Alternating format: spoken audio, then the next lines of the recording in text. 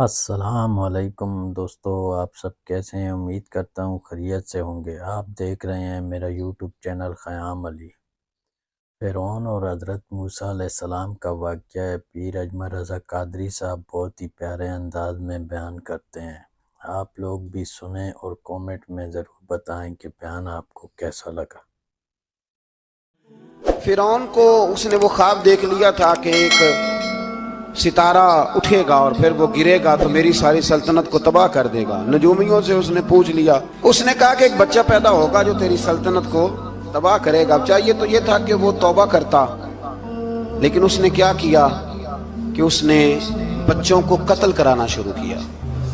یذبحون ابناءکم، ذبح کرا دیتا تھا تمہارے بیٹوں، اور بچیوں کو وہ زندہ رکھتا تھا۔ تو حضرت موسیٰ جب پیدا ہوئے تو ان کی والدہ نے پتہ کیا کیا، ان کو ایک صندوق میں بند کر کے دریا میں بہا دیا۔ اب دریا میں بہتے جا رہے ہیں تو ماں تھی تو پریشان بھی ہو گئی، ان کی ہمشیرہ کو کہنے لگی ذرا دھیان رکھنا کدھر جاتے ہیں۔ حضرت موسیٰ علیہ السلام دریا میں بہتے بہتے فرعون نے دریا کے کنارے مکان بنایا ہوا تھا۔ آپ کو پتہ ہے بادشاہوں کا ذوق ہوتا ہے، آج کل ہمارے جو حکمران ہیں انہوں نے اس کا نام فارم ہاؤس رکھا ہوا ہے، میرا فارم ہاؤس، اور پرانے زمانے میں لوگ ڈیرا کہتے تھے۔ تو اس نے بھی اس طرح کا فارم ہاؤس بنایا ہوا تھا۔ وہاں پہ حضرت موسیٰ علیہ السلام تیرتے ہوئے تابوت کے اندر، صندوق کے اندر جا رہے ہیں۔ فرعون اور ان کی بیوی حضرت آسیہ بے اولاد تھیں، بڑی تڑپ تھی بیٹے کی، وہ بھی وہاں کھڑی تھی۔ صندوق تیرتا ہوا آیا تو فرعون نے کہا کہ جاؤ پکڑ کے لاؤ، دیکھو کیا ہے۔ جب وہ لے کے آئے تو آپ کی ہمشیرہ جو نگرانی کر رہی تھی پریشان ہو گئی کہ یہ تو اس کے ہاتھ لگ گئے، یہ تو اب مار ڈالے گا۔ لیکن جب خوبصورت اور چمکتا ہوا بچہ دیکھا تو بی بی آسیہ کہنے لگی یہ بنی اسرائیل کا ہے ہی نہیں، یہ تو پتہ نہیں کہاں سے بہتا ہوا یہاں آ گیا ہے، تو ایسے ہی چھوڑ، یہ پتہ نہیں کہاں سے، رکھ نہ لیں، رکھ نہ لیں۔ تو حضرت موسیٰ علیہ السلام وہ کہنے لگا نہیں انہی کے ہیں، موسیٰ علیہ السلام اسی کے ہیں۔ تو آسیہ کہنے لگی تیرے تو سر پہ بس بھوت ہی سوار ہو گیا، ہر وقت وہی لوگ تجھے یاد رہتے، یہ پتہ نہیں کہاں سے بہ کے آیا ہے۔ اب رکھ لیا، مان گیا فرعون۔ آپ فرعون کے گھر میں جو اس لیے بچے مروا رہا تھا کہ میری سلطنت حضرت موسیٰ پیدا نہ ہو جائیں، تو اسی کے گھر میں پرورش پانے لگے، اسی کے گھر میں۔ اب عورتیں منگائیں گئی دودھ پلانے کے لیے، تو حضرت موسیٰ علیہ السلام کسی بی بی کا دودھ نہیں پیتے، تو آپ کی ہمشیرہ وہیں دائیں بائیں گھومتی رہتی۔ تو کہنے لگی جناب آسیہ سے کہ میں ایک بی بی کو جانتی ہوں، بڑی صاف ستھری ہے، مجھے امید ہے یہ بچہ اس کا دودھ پیے گا۔ تو فرعون کہنے لگا دوڑ کے لا، تو وہ اپنی والدہ کو لے کے آئیں، تو حضرت موسیٰ نے فوراً دودھ پینا شروع کر دیا۔ فرعون کو پھر تھوڑا شک ہوا۔ ایک روایت یوں بھی لکھی ہے بعض لوگوں نے کہ فرعون ایک دن اٹھایا ہوا تھا حضرت موسیٰ کی، ابھی تھوڑی سی عمر تھی، تو آپ نے اس کی داڑھی پکڑ کے تو ایک گھونسا دے مارا، جلالی تو شروع سے ہے نا۔ تو کہنے لگا آسیہ تو مان نہ مان، یہ بچہ وہی ہے۔ تو حضرت بی بی آسیہ کہنے لگی کہ تجھے غلط فہمی ہے، یہ وہ نہیں ہے۔ اس نے کہا دیکھو نا، یہ تو اٹھاتی ہے تو پیار کرتا ہے، اور میرے جب قریب آتا ہے تو اس کے لب و لہجے میں تلخی محسوس کرتا ہوں۔ اس نے کہا بچوں کو کیا پتا۔ خیر، ایک طرف اس نے کھانے پینے کی چیزیں رکھ دی، ایک طرف انگارے رکھ دیے۔ وہ بھی حضرت آسیہ کہتی ہیں کہ تجھے سمجھ آئے بچے بچے ہوتے ہیں۔ حضرت موسیٰ بچے تو تھے، پر تھے تو اللہ کے نبی نا، اللہ کے نبی تھے۔ جب اس نے کہا نا یہ بچے ہیں، تو حضرت موسیٰ علیہ السلام بجائے انگاروں کی طرف جانے کے، نبی تھے، وہ سیدھے کھانے پینے والی چیزوں کی طرف بڑھنے لگے۔ فرعون کہنے لگا اب بتا۔ اللہ تعالیٰ نے حضرت جبریل کو بھیجا، انہوں نے کہا ادھر نہیں جانا، آپ ادھر جائیے۔ تو آپ آگ کی طرف گئے اور ایک کوئلہ اٹھا کے زبان پہ رکھ لیا۔ تو آسیہ کہنے لگی سمجھ آئی، بچے کو کیا پتا کدھر جانا ہے کدھر نہیں جانا، اگر وہ اتنا ہی خیال ہوتا، وہی بچہ ہوتا تو آگ۔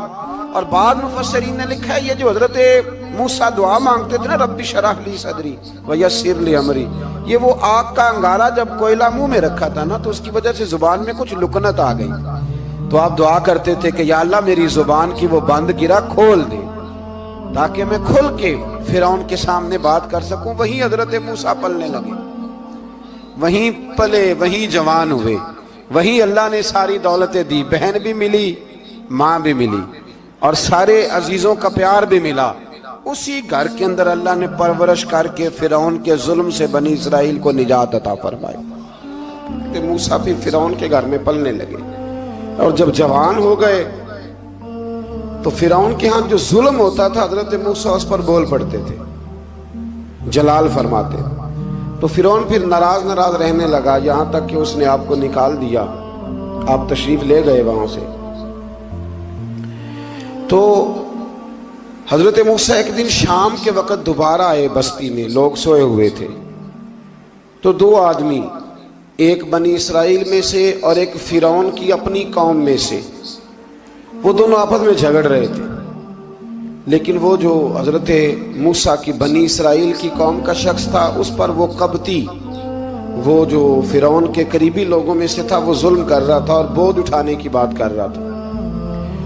अब उसने हजरत मूसा को पुकारा कि ये देखे मेरे साथ किस तरह की बात कर रहा है। तो हजरत मूसा का इरादा भी नहीं था, आपने बस उसको समझाया, पर कुछ लोगों को समझ। तो हजरत मूसा ने फिर एक मुक्का मारा, एक घोंसा मारा, सिर्फ एक ही।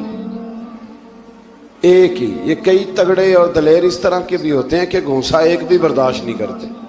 वो एक मारा, आदमी धड़ाम से जमीन पे गिरा और मारी गया। हजरत मूसा का इरादा नहीं था, लेकिन वो मर गया। हजरत मूसा अलैहिस्सलाम ने इस बात पर अपने रब से इस्तगफार भी फरमाई। कुरान कहता है कि उन्होंने माफी चाही कि अल्लाह मेरा इरादा नहीं था।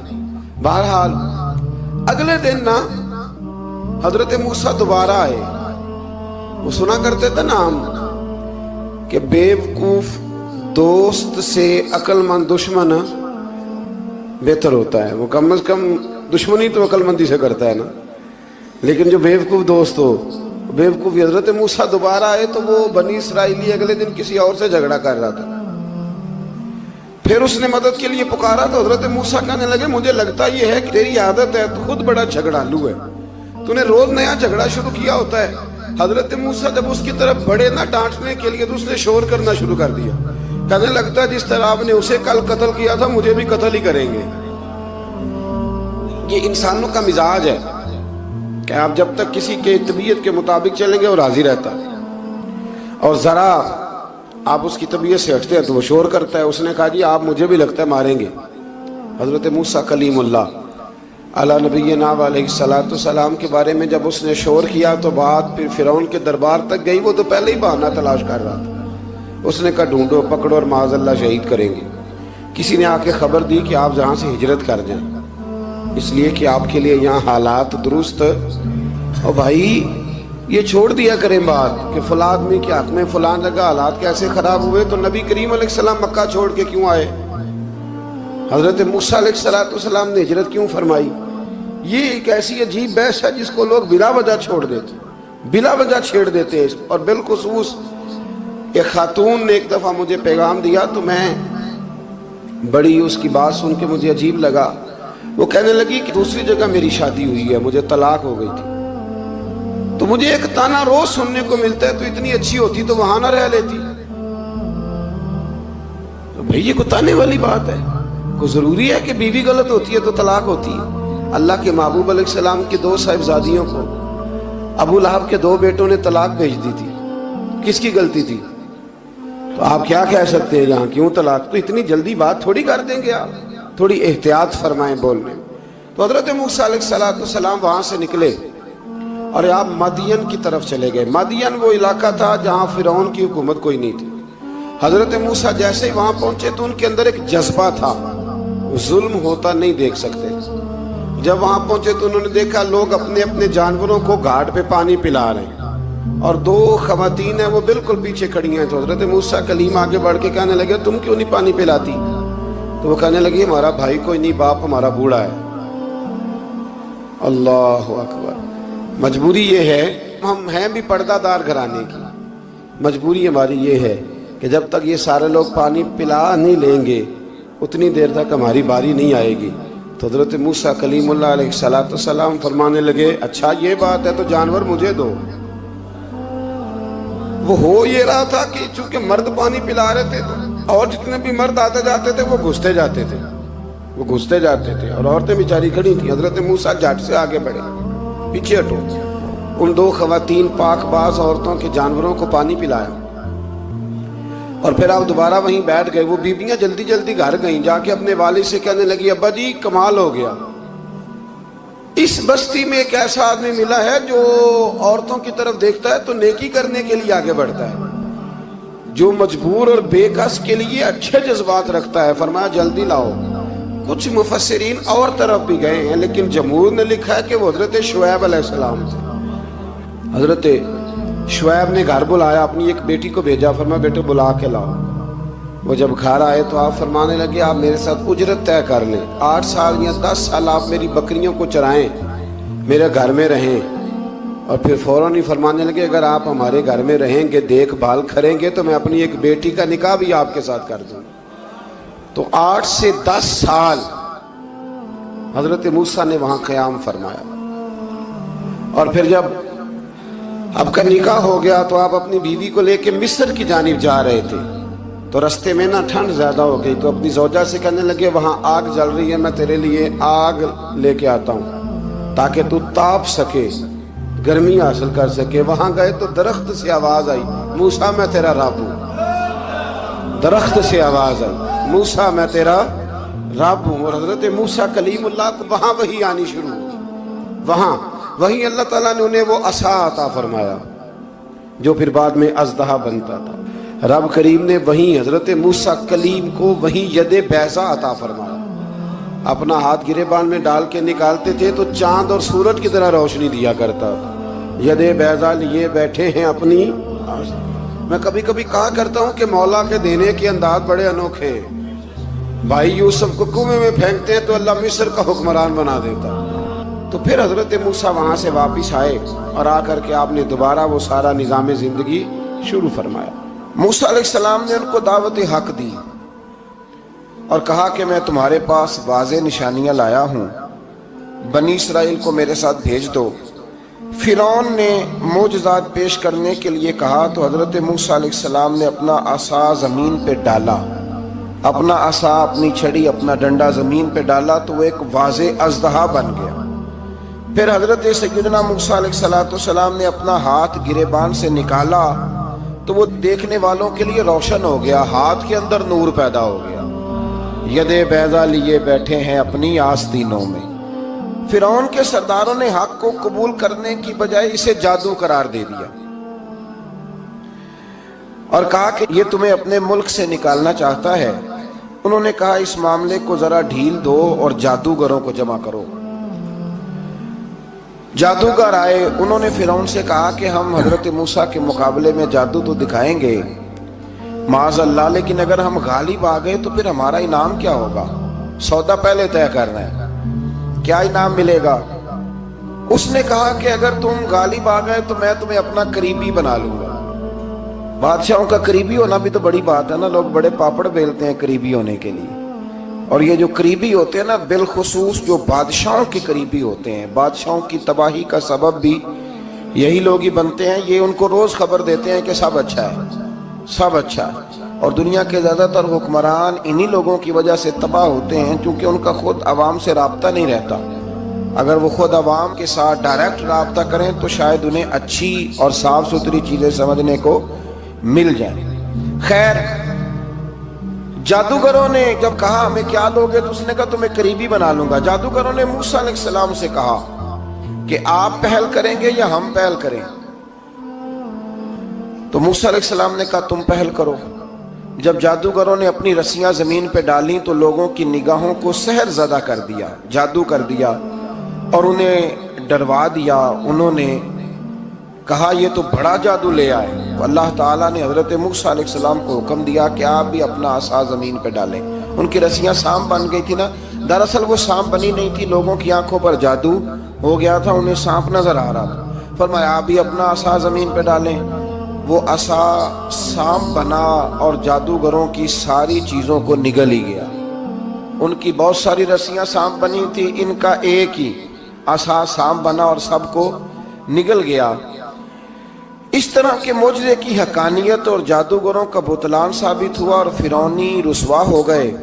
جادوگر سجدے میں گر گئے اور اللہ پر ایمان لے آئے. فرعون نے انہیں دھمکی دی کہ تم میری اجازت کے بغیر ایمان لے آئے ہو, میں تمہارے ہاتھ اور پاؤں مخالف سمت سے کاٹ دوں گا. یعنی الٹا ہاتھ کاٹ دوں گا، سیدھا پیر کاٹ دوں گا، میری بغیر اجازت ایمان لے آئے ہو، اور تمہیں سولی پہ بھی چڑھوا دوں گا۔ انہوں نے کہا کہ ایمان لانے کی پاداش میں تم ہمیں سزا دینا چاہتے ہو؟ پھر انہوں نے اللہ تعالیٰ سے صبر اور استقامت کی دعا کی۔ اس کے بعد فرعون نے بنی اسرائیل کے بیٹوں کو قتل کرنے کی اور بیٹیوں کو زندہ چھوڑنے کا حکم دے دیا۔ موسیٰ علیہ السلام نے قوم کو صبر کی تلقین کی اور کہا کہ نیک انجام اہل تقویٰ کے لیے۔ یہاں ایک لطیف بات ہمارے صوفیاء نے بھی لکھی ہے۔ صوفیاء کہتے ہیں کہ فرعون نے کلمہ نہیں پڑھا اور جادوگر کلمہ پڑھ گئے۔ وہ کس طرح کلمہ پڑھ گئے؟ تو کہنے لگے دراصل انہوں نے آتے ہی حضرت موسیٰ کا ادب بڑا کیا تھا۔ جادوگر حضرت موسیٰ کے مقابلے میں آ کے بھی ان سے کہتے ہیں کہ رسیاں آپ پہلے ڈالیں گے کہ ہم ڈالیں، آپ اصحاب پہلے رکھیں گے کہ ہم رکھیں؟ تو اتنا سا ادب کیا تو رب کریم نے فرمایا جو نبی کا ادب کرے وہ بے ایمان نہیں رہ سکتا، جو نبی کا ادب کرے وہ بے ایمان نہیں رہ سکتا، اور جو نبی کی بے ادبی کرے وہ ایماندار نہیں رہ سکتا۔ ختم ہو گئی بات۔ یہاں ہمارے صوفیاء نے یہ بات لکھی ہے کہ چونکہ انہوں نے آتے ہی کہا تھا کہ آپ پہلے ڈالیں گے یا ہم پہلے ڈالیں، تو حضرت موسیٰ سے انہوں نے پوچھ لیا، نبی کے پوچھے بغیر پہل نہیں کی، تو اللہ نے انہیں ایمان کی دولت عطا کر دی۔ اللہ تعالیٰ نے فرعونیوں پر قحط سالی کا عذاب نازل کیا۔ فرعونیوں کا طریقہ یہ تھا کہ اچھائی کو اپنا کمال گردانتے تھے، کہتے تھے یہ ہماری طرف سے، اور برائی کو معاذ اللہ بدشگونی کے طور پر موسیٰ علیہ السلام کی طرف منسوب کرتے تھے، کہتے تھے معاذ اللہ آپ کی وجہ سے یہ سارا کچھ ہو رہا ہے۔ ہوتے نا، نہیں کہتے ہیں جب سے میں وہاں گیا ہوں تب سے، ہمارے بزرگ ایک لطیفہ بھی سنایا کرتے تھے کہ کسی زمیندار نے نماز پڑھنی شروع کی تھی تو اس کے جانور مرنے شروع ہو گئے۔ اب لوگ سمجھتے ہیں کہ معاذ اللہ شاید یہ کسی بزرگ کے سبب سے ایسا ہے، حالانکہ یہ تو اللہ کی طرف سے آزمائش ہوتی ہے، اس کی حکمتیں ہوتی ہیں۔ اللہ تبارک و تعالیٰ نے ان پر عذاب کیا نازل کیا؟ آیت نمبر 130 اور 143 کا بھی آپ سورہ اعراف کی پڑھیں تو اللہ تعالیٰ نے ان پر ٹڈیوں کا، جموں کا، مینڈکوں کا اور خون کا عذاب نازل کیا۔ یہ کس قسم کا عذاب ہے؟ جمعے پڑ گئے، ٹڈیاں آ گئے، یہ اللہ نے عذاب نازل کیا۔ جب وہ عذاب میں مبتلا ہوئے تو موسیٰ علیہ السلام سے کہا کہ آپ اللہ سے دعا کریں کہ ہم سے یہ عذاب ٹل جائے، اگر ایسا ہوا تو ہم ایمان لے آئیں گے، بنی اسرائیل کو بھی آزاد کر دیں گے۔ لیکن موسیٰ علیہ السلام کی دعا کے نتیجے میں جب عذاب ٹل جانے کے بعد فرعونی پھر اپنے وعدے سے پھر گئے۔ بنو قریظہ والوں نے بھی کئی دفعہ حضور سے وعدے کیے پر اپنے وعدوں پر قائم۔ ایک بات آپ سے یہاں روک کے عرض کر دوں، ہم بھی کئی دفعہ کہتے ہیں ذرا بریک کبھی گاڑی کی نہیں نہ لگتی تو ہم ارادہ کرتے ہیں کہ آج سے ہی نماز شروع کر دینی ہے۔ ذرا طبیعت زیادہ لیل ہوتی ہے تو ارادہ کرتے ہیں نا کہ بھائی آج کے بعد ہم نے نیک، پھر کیا ہوتا ہے؟ شفا ہو گئی تو چھٹی ہو گئی۔ یہ طریقہ درست نہیں، یہ تو کفار کا طریقہ بیان کیا نا قرآن پاک نے۔ یہاں فرمایا جب اللہ تبارک و تعالیٰ نے انہیں نجات دے دی تو اپنے وعدے سے مکر گئے، تو پھر اللہ تبارک و تعالیٰ نے بنی اسرائیل کو سمندر پار کر کے ایسی قوم کے پاس پہنچا دیا جو بتوں کی پرستش کرتی تھی۔ وہ تو بچ گئے لیکن فرعونی سارے دریا کے اندر غرق ہو گئے۔ حضرت موسیٰ علیہ السلام سے کہنے لگے کہ ہمارے لیے بھی ایک خدا بنا دیجئے۔ حضرت موسیٰ علیہ السلام نے فرمایا بت پرستی کرنے والے جاہل ہیں۔ یہ بت پرست قوم کے پاس جب گئے نا بنی اسرائیل والے، بت پوجتے ہوئے دیکھا تو کہنے لگے ہمارے لیے بھی سامنے بنا کے رکھ دو۔ فرمایا یہ تو جاہل ہیں، تم انہیں دیکھ کے اثر قبول کر رہے ہو، اور اپنی جاہلیت کے باعث یہ ہلاک ہونے والے بھی ہیں۔ پھر اللہ تعالیٰ نے بنی اسرائیل پر اپنی نعمتوں کا ذکر فرمایا، اور موسیٰ علیہ السلام نے اپنی قوم میں ہارون علیہ السلام کو اپنا جانشین فرمایا اور کوہ طور پر تشریف لے گئے۔ اللہ نے فرمایا وہاں آ جائیں، میں آپ کو تورات عطا کرتا ہوں۔ 40 دن کا یہ عرصہ تھا۔ موسیٰ علیہ السلام نے وہاں پہ جا کے، وہ سارا واقعہ بھی انہی آیات میں ہے کہ حضرت موسیٰ نے عرض کیا تھا کہ رب ارنی، یا اللہ میں تجھے دیکھنا چاہتا ہوں، تو فرمایا لن ترانی، تو نہیں دیکھ سکتا۔ وہ بھی یہاں اللہ نے ذکر فرمایا۔ پھر اللہ تعالیٰ نے اپنی ایک تجلی جب کوہ طور پہ ڈالی تو حضرت موسیٰ علیہ السلام تاب نہ لا سکے اور بے ہوش ہو گئے، اور پہاڑ بھی ریزہ ریزہ ہو گیا۔ اس کا ذکر بھی اللہ نے انہی آیات میں فرمایا۔ آیت نمبر 144 سے 155 تک حضرت موسیٰ علیہ السلام کو رسالت عطا کرنے، کلیم اللہ کا منصب عطا کرنے، तौरात अता करने का जिक्र है।